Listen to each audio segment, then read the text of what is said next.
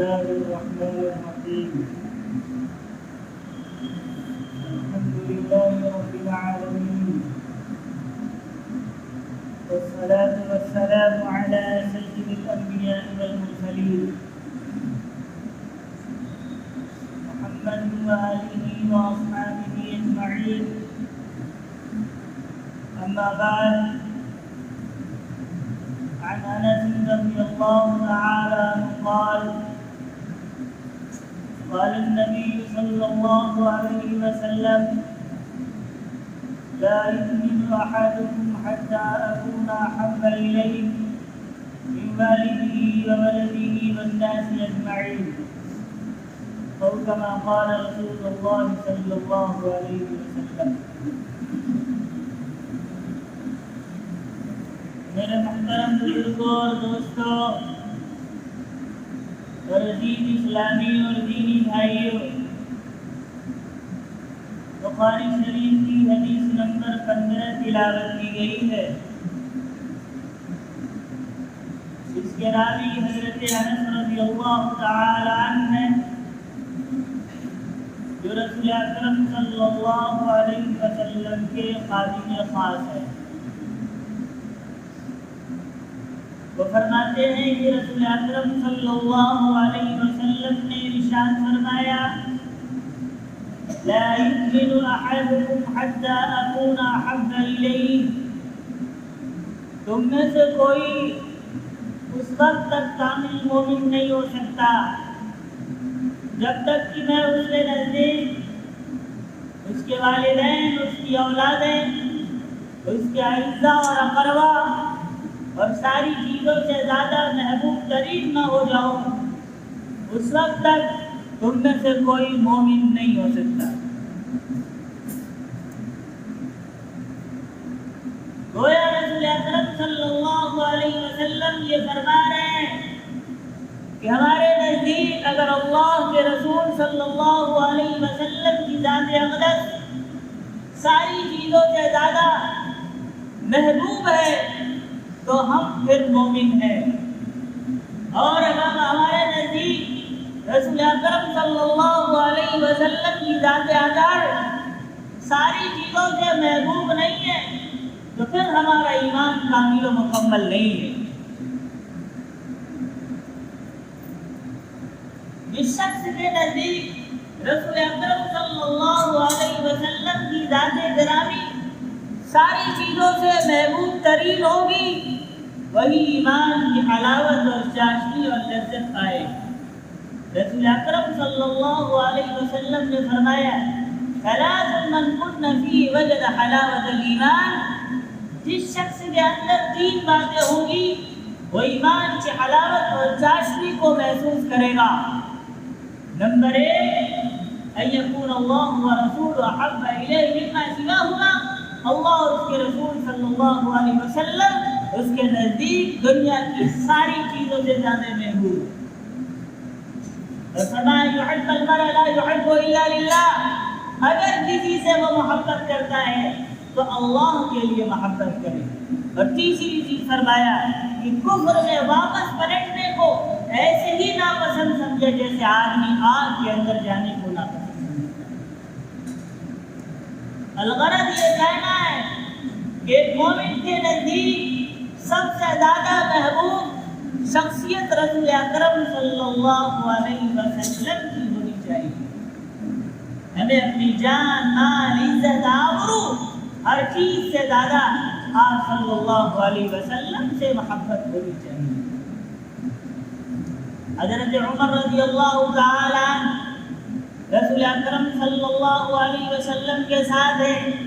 آپ نے حضرت عمر کا ہاتھ تھاما ہوا ہے اور اس وقت حضرت عمر رضی اللہ تعالی عنہ کہتے ہیں: یا رسول اللہ صلی اللہ علیہ وسلم، آپ میرے نزدیک سب سے زیادہ محبوب ہیں سوائے میری اپنی جان. تو آپ نے فرمایا: عمر، ابھی تمہارا ایمان مکمل نہیں ہوا ہے. حتی اکون احب الیک من نفسک. یہاں تک کہ میں تمہاری جان سے بھی زیادہ محبوب نہ ہو جاؤں. اس کے بعد حضرت عمر رضی اللہ تعالی عنہ نے کہا الان یا رسول اللہ، اب آپ میرے نزدیک میری جان سے بھی زیادہ محبوب ہیں۔ تو آپ صلی اللہ علیہ وسلم نے فرمایا ہاں عمر، اب تمہارا ایمان اور تمہاری محبت مکمل ہوئی۔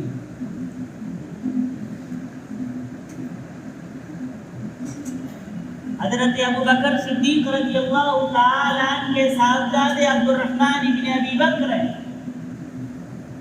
غزوہ بدر ہے۔ ابو بکر صدیق رضی اللہ تعالی عنہ مسلمانوں کی طرف سے، عبد الرحمن ابن ابی بکر ابھی مسلمان نہیں، وہ کافروں کی طرف سے میدان جنگ میں جڑ رہے ہیں۔ بعد میں جب حضرت عبد الرحمن ابن ابی بکر بھی مسلمان ہو گئے تو اپنے والد ابو بکر رضی اللہ تعالی عنہ سے کہتے ہیں کہ ابا جان، غزوہ بدر میں آپ میری تلوار کی زد میں آ رہے تھے، لیکن میں نے باپ ہونے کے ناطے آپ کو چھوڑ دیا، میں نے آپ کے اوپر حملہ نہیں کیا۔ تو ابو بکر صدیق رضی اللہ تعالی عنہ نے کہا قسم با خدا، اگر تم میری تلوار کی زد میں آتا تو میں ایک لمحہ کے لیے بھی نہیں سوچتا اور تم کو دو ٹکڑے کرتا۔ دیکھو تم اس وقت محمد رسول اللہ صلی اللہ علیہ وسلم کے مقابلے میں آئے۔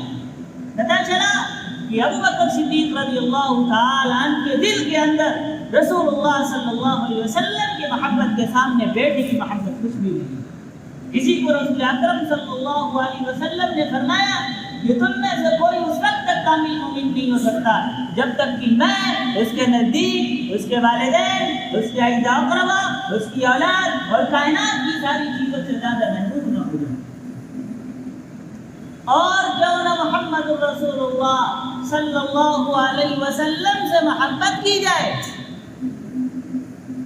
کیونکہ اگر غور کیا جائے اور دیکھا جائے جن جن چیزوں کی بنیاد پر ایک انسان دوسرے انسان سے محبت کرتا ہے، وہ ساری کی ساری چیزیں رسول اکرم صلی اللہ علیہ وسلم کے اندر بدرجہ کامل موجود ہیں۔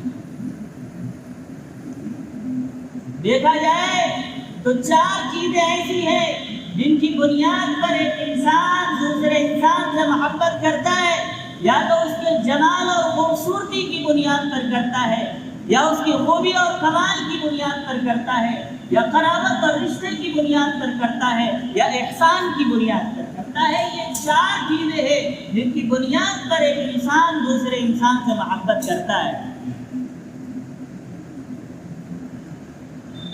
پہلی چیز جمال اور خوبصورتی کی بنیاد پر کوئی محبت کرتا ہے تو رسول اکرم صلی اللہ علیہ وسلم جیسا حسین دنیا میں دیکھا ہی نہیں۔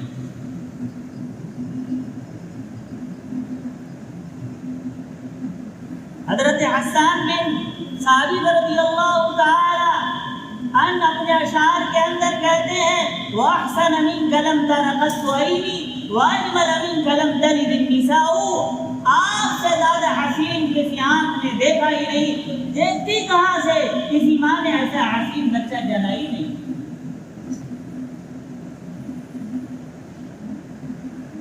ایسا لگتا ہے کہ اللہ رب العزت پوچھتے ہیں محمد صلی اللہ علیہ وسلم بتاؤ آپ کی آنکھیں کیسی بنائے؟ آپ کہتے ہیں کہ ایسی بنا دو۔ آپ کی پیشانی کیسی بنائے؟ آپ کہتے ہیں ایسی بنا دو۔ اللہ نے ایسے ہی بنا دیا۔ کأنک قد خلقت کما تشاء، گویا کہ آپ ایسے پیدا کیے گئے ہیں جیسا آپ خود چاہتے تھے، اللہ نے ویسے ہی آپ کو بنا دیا۔ حضرت ابو ہریرہ رضی اللہ تعالی عنہ کہتے ہیں وَرَأَيْتُ شَيْئًا أَحْسَنَ مِن رَسُولِ اللَّهِ صلی اللہ علیہ وسلم، میں نے رسول اکرم صلی اللہ علیہ وسلم سے زیادہ حسین کسی کو دیکھا ہی نہیں۔ آپ کے چہرے کی نورانیت کو، آپ کی چمک کو بیان کرتے ہوئے کہتے تھے کأن الشمس تجری فی وجہی، ایسا لگتا ہے کہ آپ کے چہرے مبارک میں سورج گردش کر رہا ہے۔ ہند بن ابی حالہ کہتے ہیں یتلألأ وجهه تلألؤ القمر ليلة البدر، کہ آپ صلی اللہ علیہ وسلم کا چہرے مبارک ایسے چمکتا تھا جیسے 14ویں کا چاند چمک رہا ہے۔ حضرت جابر ابن سمرہ رضی اللہ تعالی عنہ فرماتے ہیں کہ ایک مرتبہ رسول اکرم صلی اللہ علیہ وسلم کا سر مبارک میری گود کے اندر تھا، 14ویں کا چاند نکلا ہوا تھا آپ صلی اللہ علیہ وسلم کے جس میں اطہر پر لال جوڑا تھا۔ 14ویں کا چاند ہو، انسان خوبصورت ہو اور چاند کی کرنیں پڑ رہی ہو، انسان کتنا خوبصورت لگتا ہوگا۔ حضرت جابر ابن سمرہ رضی اللہ تعالی عنہ فرماتے ہیں کبھی میں اس چاند کو دیکھتا جو میری گود میں ہے، کبھی اس چاند کو دیکھتا جو آسمان میں ہے، میں سوچ رہا تھا یہ چاند زیادہ خوبصورت ہے یا وہ چاند زیادہ خوبصورت ہے جو آسمان میں ہے، تو میں نے یہ فیصلہ کیا کہ وہ چاند زیادہ خوبصورت ہے جو میری گود کے اندر ہے۔ حضرت عائشہ رضی اللہ تعالی عنہ آپ صلی اللہ علیہ وسلم کو سورج سے تعبیر کیا کرتی تھی، کہتی تھی لنا شمس ولی الافاق شمس، میرا بھی ایک سورج ہے اور آسمان کا بھی ایک سورج ہے، دنیا کا سورج صبح میں نکلتا ہے اور میرا سورج رات میں نمودار ہوتا ہے، کیونکہ آپ صلی اللہ علیہ وسلم حضرت عائشہ رضی اللہ تعالی عنہ کے حجرہ میں رات میں جایا کرتے۔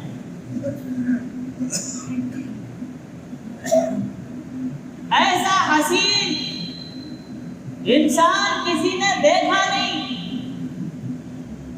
حضرت عائشہ رضی اللہ تعالی عنہ فرمایا کرتی تھی مصر کی عورتوں نے یوسف کو دیکھا تو انگلیاں تراش لی، اگر میرے محبوب صلی اللہ علیہ وسلم کو دیکھتی تو کلیجے کاٹ لیتی، اور صحابہ نے گردنیں کٹا کے دکھا دی۔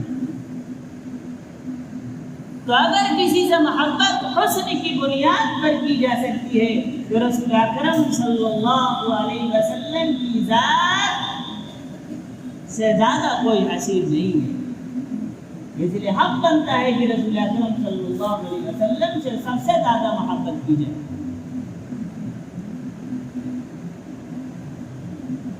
دوسری چیز، کسی سے محبت اس کے کمال اور خوبی کی بنیاد پر کی جاتی ہے، تو کائنات کی ساری خوبیاں، کائنات کے سارے کمالات، کائنات کی ساری اچھائیاں رسول اکرم صلی اللہ علیہ وسلم کے اندر جمع ہیں۔ یہی کہا جا سکتا ہے آج خوبہ ہمادارند تنہا داری، سارے انبیاء کے اندر جتنی خوبیاں ہیں وہ ساری کی سارے رسول اکرم صلی اللہ علیہ وسلم کے اندر موجود ہیں۔ کہا جا سکتا ہے بعد خدا بزرگ توئی قصہ مختصر، آپ کی تعریف کیا کی جائے، دنیا کا کوئی شخص آپ کی تعریف نہیں کر سکتا، یہ کہا جا سکتا ہے اللہ رب العزت کے بعد اگر کوئی خوبیوں والی ذات ہے تو جناب محمد رسول اللہ صلی اللہ علیہ وسلم کی ذات اقدس ہے۔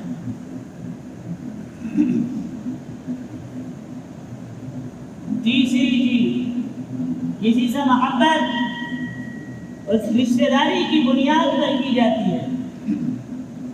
باپ بیٹے سے محبت کرتا ہے، بیٹا باپ سے کرتا ہے، عزہ اور اقربا ایک دوسرے سے محبت کرتے ہیں، اس لیے کہ یہ سب ایک دوسرے کے رشتہ دار ہیں اور قریبی ہیں۔ قرآن رسول اکرم صلی اللہ علیہ وسلم کے بارے میں فرماتا ہے النبی اولا بالمؤمنین من انفسہم، نبی صلی اللہ علیہ وسلم کی ذات مومنین سے ان کے جان سے بھی زیادہ قریب ہے۔ وازواجہ امہاتہم، اور نبی صلی اللہ علیہ وسلم کی بیویاں امت کی مائیں ہیں۔ جب نبی صلی اللہ علیہ وسلم کی بیویاں امت کی مائیں ہیں تو رسول اکرم صلی اللہ علیہ وسلم امت کے لیے والد کے درجے میں ہوئے، اسی لیے رسول اکرم صلی اللہ علیہ وسلم نے ابو داؤد کی روایت کی، آپ نے فرمایا انما انا لکم بمنزلۃ الوالد، میں تمہارے لیے والد کے درجے میں ہوں۔ تو آدمی اپنے والد سے محبت نہ کرے تو پھر کس سے کرے؟ اور چوتھی چیز جس کی بنیاد پر کسی سے محبت کی جاتی ہے وہ ہے کہ انسان اپنے محسن سے محبت کرتا ہے۔ جب کوئی کسی کے اوپر احسان کرتا ہے تو جس کے اوپر احسان کیا گیا ہے وہ اپنے احسان کرنے والے سے محبت کرتا ہے۔ کہتے ہیں الانسان عبد الاحسان، الانسان عبد الاحسان، انسان تو احسان کا بندہ ہے۔ رسول اکرم صلی اللہ علیہ وسلم سے بڑا احسان کس کا ہوگا؟ رسول اکرم صلی اللہ علیہ وسلم کی وجہ سے ہمیں ایمان ملا، قرآن ملا، حدیث ملی، احکامات ملے نبی صلی اللہ علیہ وسلم کی وجہ سے، قیامت میں ہمیں شفاعت ملے گی۔ بغیر نبی صلی اللہ علیہ وسلم کی شفاعت کے ہمیں جنت کا داخلہ کہاں نصیب ہوگا؟ رسول اکرم صلی اللہ علیہ وسلم سے بڑا دنیا میں ہمارے اوپر کسی کا احسان نہیں ہے۔ تو چاروں چیزیں رسول اکرم صلی اللہ علیہ وسلم کے اندر بدر کے اعظم موجود ہے۔ آپ کے جمال جیسا کسی کا جمال نہیں، آپ کے کمال جیسا کسی کا کمال نہیں، آپ کی قرابت اور رشتہ داری سے زیادہ قریبی کوئی رشتہ داری نہیں، آپ کے احسان جیسا کسی کا احسان نہیں۔ پھر رسول اکرم صلی اللہ علیہ وسلم سے جیسی محبت کی جائے گی ویسی محبت کسی سے نہیں کی جائے گی۔ اور صحابہ نے کر کے دکھایا، اپنی جان، اپنا مال، اپنی عزت و آبرو، اپنی اولادیں سب رسول اکرم صلی اللہ علیہ وسلم کے لیے قربان کر دی۔ ایک صحابیہ جا رہی ہیں، جنگ احد کا موقع ہے، خبر ملی کہ رسول اکرم صلی اللہ علیہ وسلم کو شہید کر دیا گیا۔